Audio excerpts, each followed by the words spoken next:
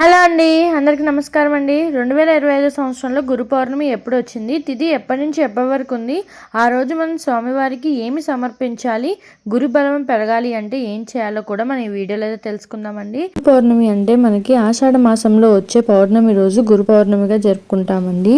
గురు పౌర్ణమి రోజు బాబావారికి పూజ ఎందుకు చేయాలి అంటే, గురు పౌర్ణమి రోజు బాబావారికి కాదండి, దత్తాత్రేయుడికి, రాఘవేంద్ర స్వామికి, సాయిబాబాకి, గురువులందరికీ పూజ అనేది చేసుకుంటారండి. మనకి ఈ సంవత్సరం గురు పౌర్ణమి ఏ రోజు వచ్చింది, తిథి ఎప్పటి నుంచి ఎప్పటి వరకు ఉంది, పూజ చేసుకోవడానికి శుభ సమయం ఏంటో మనం తెలుసు. గురు పౌర్ణమిని వ్యాస పౌర్ణమి అని కూడా అంటారండి. ఈ సంవత్సరం మనకి గురు పౌర్ణమి ఏ రోజు వచ్చిందో తెలుసుకుందామండి. గురువారం అంటే గురు పౌర్ణమి, వ్యాస పౌర్ణమి గురువారం జూలై 10, 2025 అంటే జూలై 10వ తారీఖున మనకి గురు పౌర్ణమి అనేది వచ్చిందండి. విశేషంగా ఏంటంటే గురువారం రోజున మనకి గురు పౌర్ణమి రావడం అండి. గురు పౌర్ణమి రోజు మనం గురువులందరినీ పూజిస్తే చాలా మంచి జరుగుతుందండి. ఆ రోజు తల్లిదండ్రుల్ని, మన విద్య నేర్పిన గురువుల్ని, మన ఇంట్లో ఉన్న పెద్దవాళ్ళకి, మనం ఎంతగా నమ్ముతున్న భగవంతుణ్ణి ఇలా పూజించుకుంటే చాలా మంచిదండి. గురు పౌర్ణమి తిథి అండి జూలై 10, 2025 గురువారం అర్ధరాత్రి 1:36 ప్రారంభమయ్యి జూలై 11, 2025 శుక్రవారం 2:06 తిథి ఉంటుందండి. మనకి సూర్యోదయానికి ముందుగా ఉండే తిథి అండి. అంటే జూలై 10వ తారీఖున గురువారం రోజున గురు పౌర్ణమిగా అయితే కోవాలండి. నేను ఇక్కడ గురు పౌర్ణమి పూజా విధానం చూపిస్తున్నాను. ఇది సింపుల్గా అయితే చూపించేస్తానండి. మీకు తర్వాత ఇంకో వీడియో పెడతాను, పూర్తి వీడియో అయితే అప్పుడు అప్లోడ్ చేస్తానండి.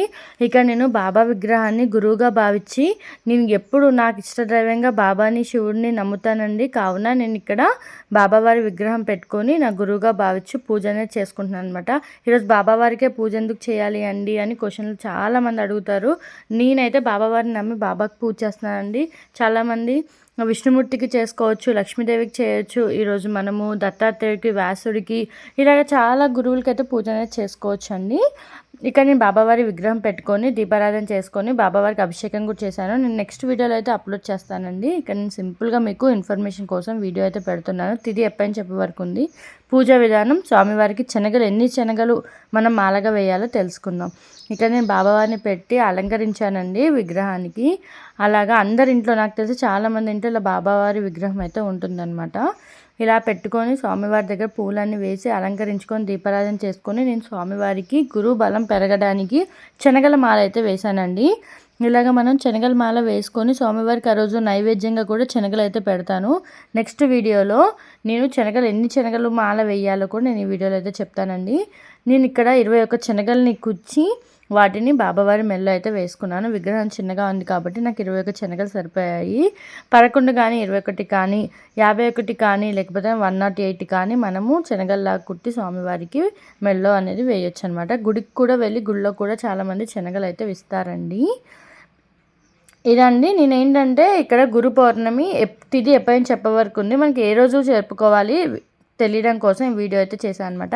నెక్స్ట్ వీడియోలో పూర్తిగా వీడియో అయితే పెడతానండి. అంటే స్వామివారికి చేసిన అభిషేకం నుంచి పూర్తి వీడియో, అంటే సాయిబాబాకి చేసిన అభిషేకం, ఇంకా పూజా విధానం, శనగలు, అవన్నీ వీడియోలు అయితే పెడతానండి.